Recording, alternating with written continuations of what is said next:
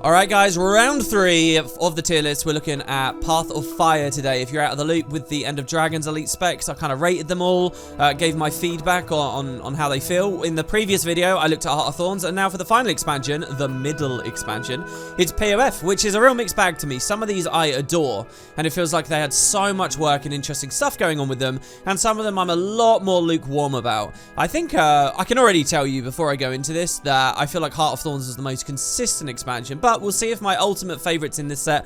As before, I'm looking less at tuning. I don't really care about where things landed in the balance or like numbers. I'm just looking at like overall fantasy that they're selling, design, all that kind of stuff. Alright, so let's run on in any old order and we'll just see what we've got. Starting off, I guess, with the Soul Beast.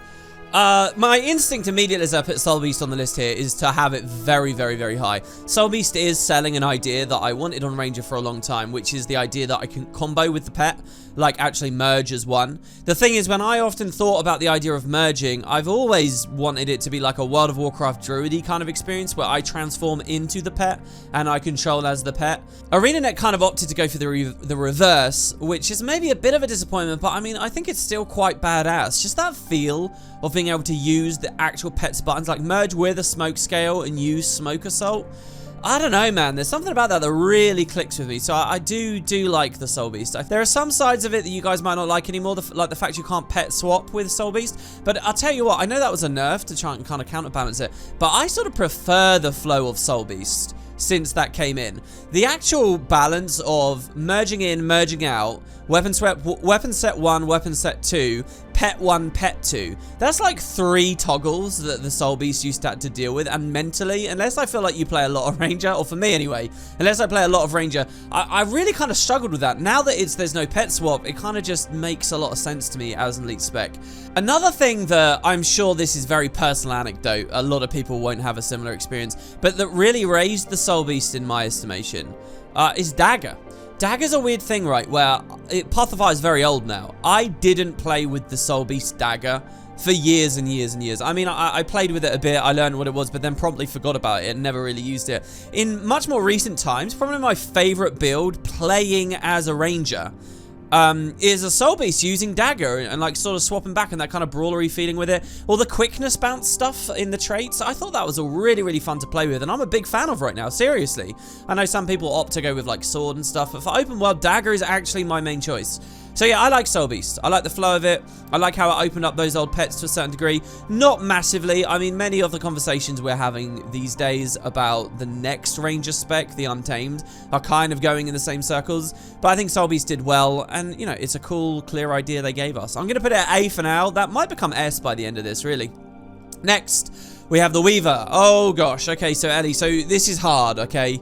Weaver goes very low for me immediately, because I don't care about the theme. What does Weaver mean? Well, I mean, stitching things together, sewing multiple elements together. I mean, I kind of get what they're going for, don't get me wrong. And it's a kind of a captivating idea, but it's not like something that already existed in my mind. It's not something that really snatches at me. It like brings to mind for me like this intimate, like delicate balance idea of elementalism, which I totally think some people might really like. But this wasn't the kind of Ellie spec that I was looking for, just from a theme standpoint. So Tempest, Weaver is kind of the reverse of Tempest in some ways. Tempest had a brilliant theme and kind of squandered it through its mechanics and implementation. Weaver is the reverse. Weaver, for me, the theme wasn't brilliant. And again, just personal opinion, but Weaver wasn't a brilliant theme. But the mechanics... Oh, now, look, I'm not talking about balance, okay? We're talking about what the thing does. The idea you can actually have 2 elements at once. The idea that they get the Thief Dual skill kind of idea, where the middle one is a combo of the previous ones. The theme of, like, the elite skills, slowly collecting all of the attunements, and then you explode them together. This is amazing. I really love the way that mechanically the Weaver plays. So it's like there's a half of it I'm not into, another half that I'm super into. And yeah, I know... a lot of those dual weapon skills kind of feel limp and lackluster. But the fact is they're in the game, right? They have icons, they have special names, they have special ideas, they have unique animations and effects, like that whole like mud kind of effect that there. When you get a trident and you go underwater, they're even all down there. I mean, just the work that went into this is staggering. I remember when I was at the studio and they kind of put the Weaver in my hands and told me what it was. And I remember hearing about Plasma Beam and some of the Scepter stuff. And I remember saying, wow, so wait, you can double attune? Like, surely this isn't going to work with fresh air. Surely this isn't going to do a lightning strike each time and so on. And they said, no, it is. We're going to let those kind of interactions happen. We're going to do that. And I mean, how cool is that? I mean, really. So I do love the Weaver. Just everything it was going for in those terms, mechanics, is brilliant. Now, here's the question. Does the sort of kind of theme... Okay, so here's another counterweight the other side. Here's the other thing. I'm not really into barrier. I'm not really into what they did with sword. I know a lot of people are looking forward to sword, right? Me personally, and sword is a great idea for a weapon for an elite spec, don't get me wrong. But the way they did it, where it's like tons of little tiny packets of damage, like sword can be big damage, it can burst Condi really hard, it's got some great flow to it, but it's not, like, when I play Ellie, I want to play, like, this glass bomber kind of nuke thing, and I still don't really feel like I've had that, especially not since the meteor shower and so on nerfs. And again, I know that there were Weaver builds that kind of used Star for a while. I don't know, just the sword thing, and then the utilities. Though I just complimented Weave Self, the elite, the rest of them feel a bit lame. I mean, Twist of Fate is a very cool stun break. I don't know, Weaver's really hard for me to judge, guys. It's funny as well, when I think about the new spec in End of Dragons, and like that Hammer 3, I really feel like a lot of the new stuff should just have come to Weaver. Like, Hammer 3 is definitely the Weaver Elite, right? Can we all agree with that? It's just a cool animation for the Weaver Elite. I don't know, I'm gonna leave it at... Oh, this is the hard thing. I don't want to put it at B, because B is gonna give you the impression that it's middle of the road. But it's not. I feel super strongly. It just depends what part of it we're dealing with. What I need is like a side tier. I need like a severity scale. This is severely B, is what I want to say. I don't know. We'll leave it at B for now. No, I'm going to give it A. I'm going to give it A. I'm going to credit it for all the really cool implementation and idea of the double elementalism. It's a wacky thing they did, and I think they had a pretty cool idea with it. Next, Scourge. Alright, now, this might be controversial, because Scourge is controversial, but I'm immediately going to put Scourge quite high. Let's leave it in S, while I explain to you guys why Scourge is quite high. Now, the reason I'm putting it high is this. First of all, it's a desert-based expansion. The idea of a blood sand, burning, tormented, twisting, sand-themed necro spec is so cool to me.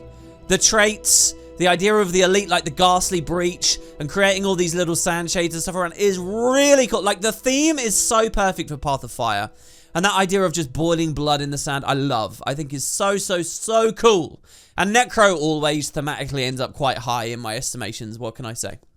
And then beyond that, okay, what they're going for with like a totem style character almost, right? Where you can summon all these different things and manipulate large swathes of areas. Just the general principle, the idea of that, I think is really cool as well. And they also did something quite big with just how Life Force works, and there is no shroud here. I mean, there is a shroud, but it's like a mini shroud. I actually rate that down, to be honest, the way they did Desert Shroud for this thing. But, you know, it's when they did Reaper, for everything we all love about it, if you watch the Heartthorns video, go back and watch it. Pause this one if you haven't seen it yet. You know, we can rate Reaper very highly, but Reaper is basically a reskin of Core Necro in terms of like fundamental playstyle. But this thing is super out there. I gotta credit that, guys. I really like all of that about the Scourge. And you gotta think as well, if we go back to when Path of Fire came in, there was no barrier before Path of Fire came in. Barrier was made for this thing. It's now sort of all over the place. But you know, the way the UI worked and stuff for that, I credit that all as like Scourge design. I think that's all fun. Now, in tuning, did Scourge end up OP and invalidate a lot of hardcore endgame? Yes. In tuning, did Scourge feel incredibly annoying to play against in PvP formats? Yes. But then also, without Scourge, we never would have had the kind of nice balance in competitive formats for a while of the whole FB Scourge kind of rotating teamfight thing. Which I actually kind of like. At least it's not, you know, as homogenous as the rest of the game's balance has been. So I kind of, but has it been horrible to play? Yes. Is it in play style, in truth, actually just really quite spammy? Did it do a lot? I mean, okay, Path of Fire, if you're a world versus world player, can be defined as an arms race between these two for world versus world, right? Scourge has to be OP to keep all the OPness of Firebrand in check, and they're kind of like twinned. We'll get to Firebrand in a second, I suppose. So for all these tuning reasons, I get why it's D. I really do. But what it meant, what they go for, its potential over future patches. This is one of the reasons I kind of want to disregard tuning, because Guild Wars is still alive, and Guild Wars is still getting balanced. And while 9 new elite specs are coming in with End of Dragons, they're not going to stop doing specs changes with these. Substantive changes. I mean, Scourge itself got stuff like Harbinger Shroud added and now taken away again, kind of. So I like Scourge. I really do. And it even has, okay, everyone's talking about Spectre for End of Dragons. Oh, I can play a support, blah, blah, blah, blah, blah. You know, there is kind of that story with the Necro and Scourge. People forget it now, but that's there. I think it's quite a versatile spec too. There's lots of different ways you can play it. It hasn't been my favorite for open world PvE. Not really. In fact, I'm looking at my open world PvE series season 2 very soon, guys. And I don't really know what I think about Scourge on that. I want to find a Scourge build. I still haven't quite nailed it. But all the other things I really like. I'm going to put it at A. That's 3 A's in a row. Now, I know there's going to be a temptation to not put the next one in A for that reason. But I'll try to avoid that. Let's see what's next on the pile. It looks like it's Hollow. Alright, well, I've got no problem with Hollow here. I've got no problem with Hollow. Now, I know this is going to annoy at least one person off. Tick one person off. I've been watching the comments very closely on these videos. And someone put a rant about how much they don't like Hollow. Or like how simplistic they find Hollow or whatever. Here's what I'm going to say, guys. Here's my take. This has been my take for a long time now. And I don't think I'm budging on it. Hollow. Oh, maybe I am budging a bit. Hollow is my favorite elite spec of them all. Seriously. Hollow is... now, here's the thing. Does Hollow have a really cool, interesting fantasy for us that I already... You know, I rated the Weaver down because... It has a theme that I wasn't really initially interested in. It's like they've invented the theme, and that they kind of lose points for inventing themes to me. And Hollow kind of invents a theme, doesn't it? So it should get rated down too as well, shouldn't it? I suppose. But here's the thing, I really like what it is. The idea of like the Photon Forge, like it's basically lightsabers of the profession. They tie it quite well into the Path of Fire lore with the Zephyrite stuff. They could have done a little bit better, I suppose. But why is... So those are sort of the weaker elements of Hollow for me. Beyond that, I love everything about Hollow. I love the way that the Forge feels. I love the way that Heat feels. And I know some people have said, oh, Heat's too punishing or Heat's not too punishing, depending on what patch it is and what context of play you are. I've always felt like it's quite good. I love the design of the Grandmaster traits here. You know, when we look at, like... Daredevil in the Heart of Thorns episode, and I'm like, oh yeah, the Grandmaster trait's changing the dodge. That's like, you know, they've got a basic principle and they're just sort of tweaking it a little bit. Same with like the Vindicator. But then you look at Hollow and it's got 3 Grandmasters that are changing its class's mechanics, but in really different ways. You know, you can't lose heat at all, but you'll overheat and explode. Or you unlock a whole other tier of heat, which unlocks whole new tiers of potency for like weapon skills and stuff and other traits. Like, or you get another one that allows you to lose heat in a new way with the dodge rolls. I love that. I think that's all really creative and interesting. I love the way that Hollow comboed with earlier engineer stuff. And I know it doesn't like make us reassess core NG in like an amazing way. And that's always something brilliant to see in an elite spec. But I think that the traits in this thing have been really fun. I think the animation work in this thing's been really fun. I think how snappy and powerful I feel like when I Hollow Leap or when I Corona Burst, even after the nerf. Multiple nerfs to a lot of the Hollow stuff, right? I feel really cool when I'm a Hollow. Whether that's in PvE, whether that was in competitive modes when I was playing those, I think Hollow is fantastic. It's synergies with tools and stuff. Something about this thing I adore. I love the Elite Prime Light Beam. I love the animations for all the other Photon appearing skills, you know, with the laser disc spinning around you. Probably the only bit about Hollow that I'm lukewarm on is the heal. Genuinely, that's like the only bit that I'm lukewarm on. And maybe they were a little bit, you know, boring with some of the tool belt skills. You know, there is essentially is just another equivalent of the rifle turret surprise shot, just what's called photon accelerator on holo. But still, I love this thing, guys. Now, the reason... So, my instinct is to put it to S, because it really has been, for ages, my favourite of them all. But my instinct is to drop it a bit, because they did invent a theme, and I was rating it. But no, I like it. I'm sorry, I'm keeping it. That's my favourite. Holo's my favourite. It's the gold standard for me. It really is. Okay, the only thing it's missing is that sort of reassessment of core profession stuff. I acknowledge it doesn't have that too much. But the rest of it, I adore. And, yeah, I'm happy to have it there. Which is funny, because the last time I did a build series, I showed you guys Scrapper instead. I can't wait to show you how I'd like to play, or how I do like to play Holo in open mod. Right, next, we've got the Mirage. Mirage, again, is a brilliant... This is something POF did so well, right? I mean, desert sands, illusory oases, and so on. It's a brilliant idea to do the Mirage for this expansion. And, you know, even like the skins and stuff you get with the Mirage, they might be a bit meh to some of you guys, but I actually kind of like the idea of a wandering desert nomad. The idea that it uses an axe and stuff, I don't really think lands too well. And while a lot of its animations are kind of pretty, I don't know whether I'm that into them.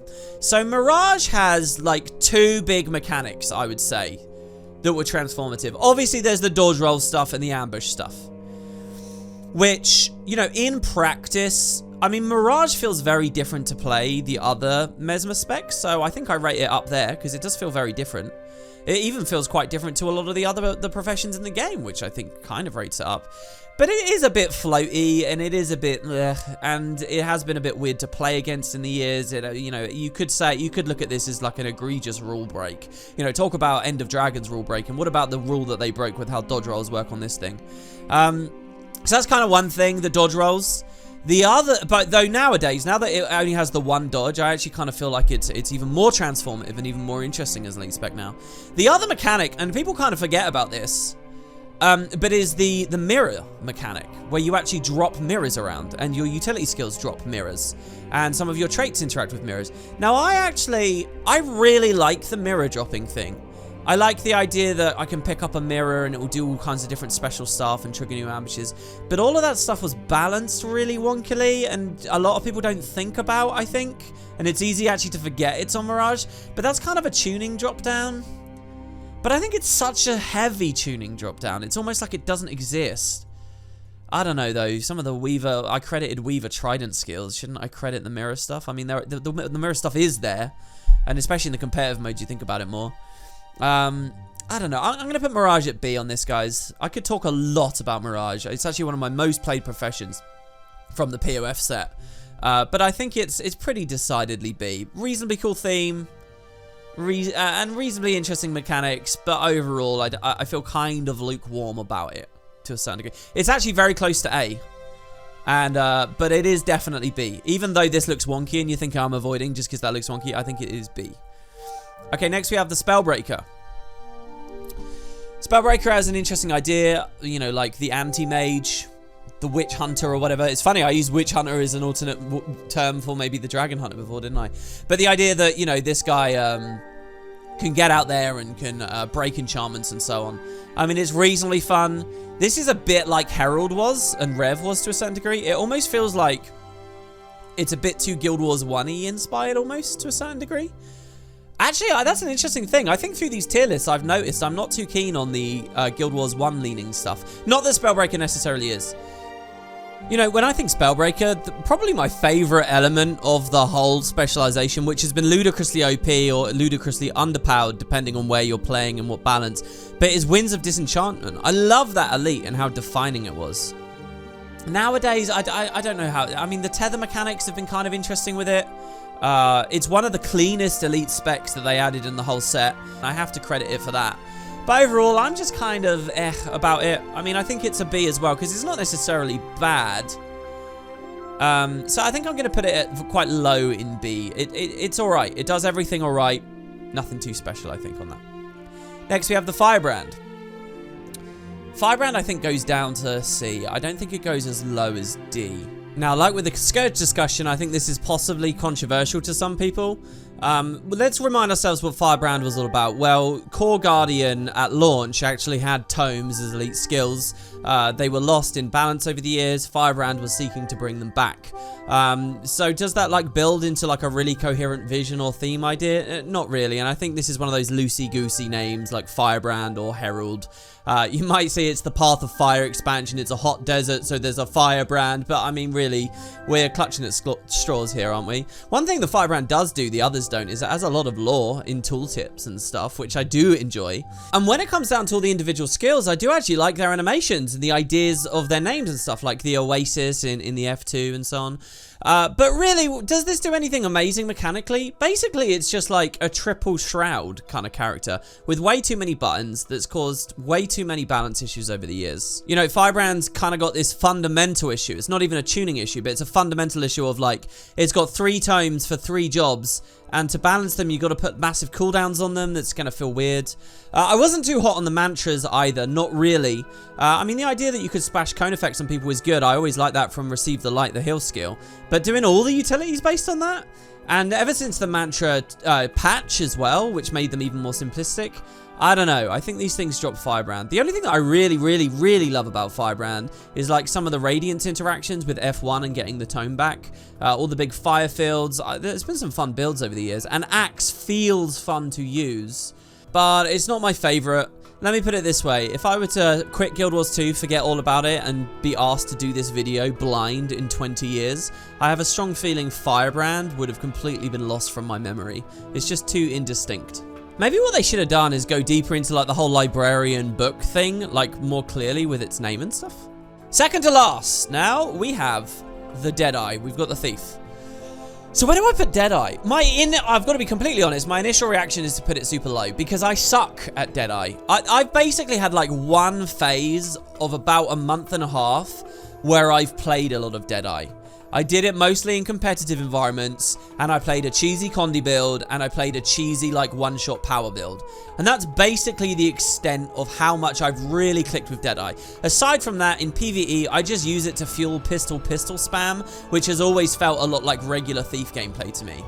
So, what do I like about this? Well, I like the idea of the contract killer, and you're putting the marks out, and you're refreshing, and you're going on. The traits as well are actually quite interesting, how they kind of play with how regularly you're remarking something. But where it kind of falls down, I think, in just terms of my gameplay, is I'm not the greatest at Thief. I don't play Thief too much. I think that comment's come up with the other 2 Thief specs as well. But there, and it's basically because of initiative. I'm not very au fait with initiative. And then along comes the Deadeye, which adds malice as well. And now I'm like juggling 2 pip-based appearing resources as I play. And it just somehow has never really been something I really played a lot of. Now, so for that reason, on my personal list, I don't think that the Deadeye's gonna go that high. It is kind of that precise, clean, patient playstyle that I think deserves to be in the game. And it's difficult to talk about Deadeye for me while trying to ignore as much tuning as possible. So I'm just going to go with my gut on this one. And I'm going to put it on C with the Firebrand. That's where I'm going to place this one. Wow, here in editing, I'm noticing I spent basically no time at all talking about the Deadeye compared to other stuff. I do want to re-emphasize that I think the idea of like an assassin-y kind of thief is something people were looking for really bad. And the idea of a sniper kind of thief is something people were looking for really bad. So this is probably one of the most accurate, like correct things for the devs to put in order to like satisfy the player base. The more I think about that fact, the more I think actually my real rating for this is to put it in B, not C. If I really imagine myself as like a thief main for all these years, especially in PvE, I might have easily had that at A or S. Just because it's a fantasy I think people were really desperate for, and a logical extension of being a thief, you know, who's used to dual-wielding pistols. Rifle is just such a smart idea. And for however convoluted it feels to play or weirdly mismatched in PvE, the stuff they did with Malice goes big on that whole idea. Everything folded out into a very, very neat, good package and idea on this one. I want you guys to imagine that's one rung up from where I put it. And finally, oh, it's weird the order came out with this because I already know where I want to put this. We have the Renegade. And Renegade undoubtedly is in the D tier for me. I don't like Renegade, guys. First, the spirits. I don't like the spirits. They're so visually noisy. They're incredibly ugly. The idea, again, we talked about like the idea of a totemy kind of guy with the scourge. You know, maybe you place the sand shades in different areas and control different spaces. Well, at least the scourge has a way of like interacting with that through its traits. You can go with one big shade or multiple smaller ones. Well, how do the spirits work? You basically just dump them all on the same area. And then once you swap out of the legend, you're not going to be able to refresh them. You can't keep the elite up while you're not in the legend. There's so much visual noise everywhere with them. We have shortbow. Now, to be fair, shortbow I actually love. The animations for shortbow where you fire the projectiles through portals into the mists and then the projectiles open up around your enemy. Oh, that's so cool. And to be fair, the Citadel Bombardment F3 skill is also really cool. I love that, and I love like the orangey design, and that's all really cool aesthetically. That's brilliant. And the idea of a char themed elite spec as well is excellent too. And Carla's a great character, not tied to POF lore in any way. So those I will credit it with. But like, what's the F4 doing? I always get these confused. Just pulse an area around you with a lacquer. What's the F2 to? Just pulse might and make sure you press it as soon as it's up so you keep bouncing it. What's the weird mechanic they've got where you can get a little bit of extra ferocity, but stacking it has always been trivial, and they've never like. And I know that's a potency thing, but like, look at the way the traits are made. Look at how it interacts with all your other skills. It's not like Photon Forge Heat. It's not something actually fun to play with. It's just like this weird aberrant artifice of like nothing on the class. So it just drops and drops and drops. Now, to be fair, I have enjoyed running around blowing people up with like the short bow and heavy power builds with this thing. But I don't view that as really a victory for the elite spec itself. And the fact the whole legend just feels kind of bleh. Does it make me feel like a ritualist from Guild Wars 1? No. Does it feel like it now steps on the idea of a ritualist for Guild Wars 1 in a future spec that could have come with End of Dragons? Yes. So I just don't like the Renegade. So there you have it. Sorry to end this video with basically the 3 lowest rated. That's kind of put a sour tone on it, I think, to be honest. It's just me ranting away there. But that's how I feel about POF. And to be honest with you guys, I think it's a very strong showing. Like I said, I think that at the beginning of this video, I think Heart of Thorns was kind of middle of the road for me. Very, no, sorry, not middle of the road, consistent. While POF, like, some of these I really adore, and some of them, you know, I really sort of scratch my head with. And they look kind of more wobbly. But what I can say with POF is it really feels like they were all well budgeted, with big ideas, lots of space for really fancy animations. Even this low one down here, you can't deny how cool Citadel Bombardment and stuff looks, can you? You really can't. So there you have it, guys. That's my POF tier list. As always, I'm still looking for your guys' takes on this stuff. So down in the comments, you can put those. Over in Discord, you can put those. And that leaves us with space for one more. That's the Grand Melee. That's everything rated together. Now, somebody came to me with an interesting suggestion. They said, WP, wait with the Grand Melee till after Beta 4. And then you can have sort of a fresh opinion, and we can have a closer idea of what the End of Dragons ones look like. And I think that might be a good idea, but I don't know. Maybe that's ages away, guys, so you might not see one of these for a while. If we do that, maybe we just do some other tier lists for fun. If people are still liking this, I don't know if people are sick of it at this point. The first video got a really, really big response from you guys. Heart of Thorns, not so much. So I'll watch this one closely. I don't know. If you guys like the tier list, make it clear that you like the tier lists. And, you know, propose your own if you like. And, yeah, we'll see what we're doing after that. Keep an eye on the channel. I'm going to be doing a Q&A episode with some other announcements. And thanks very much for watching, guys. I'll be back very, very soon. Take care now. I'll see you shortly.